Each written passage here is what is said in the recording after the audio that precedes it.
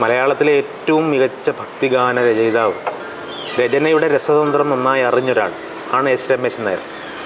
ഒരു സിലബസിൻ്റെ 4 ചുവരുകൾക്ക് പുറത്ത് കടന്നിട്ട് നൃത്തം കളിക്കുന്ന ഒരു എഴുത്തുകാരനാണ് അദ്ദേഹം. കൃഷ്ണഗീതികളിൽ പ്രത്യേകിച്ച്. അതെ അതെ. ഇപ്പോൾ സാധാരണ നമ്മൾ തുടങ്ങുന്നത് പോലെയൊന്നും അല്ല അദ്ദേഹത്തിൻ്റെ തുടക്കം. അപ്പോൾ അത് എന്നെ വലിയ അത്ഭുതപ്പെടുത്തിയിട്ടുണ്ട്.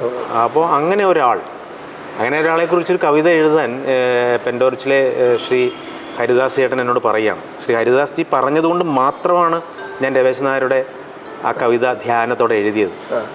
പുരുകച്ചുവട്ടിലെ മയിൽപ്പീലി കണ്ണുമായി ഉലർനിലാരാധിക പരിതപിച്ചു. എന്താ കാര്യം? പേന അടച്ചൊന്ന് വയ്ക്കുന്നതിന് മുമ്പേ പോയതെങ്ങാണ് എൻ്റെ സവ്യസാചി. ചുവട്ടിലെ മയിൽപ്പീലി കണ്ണുമായി പുലർനിലാരാധിക പരിതപിച്ചു.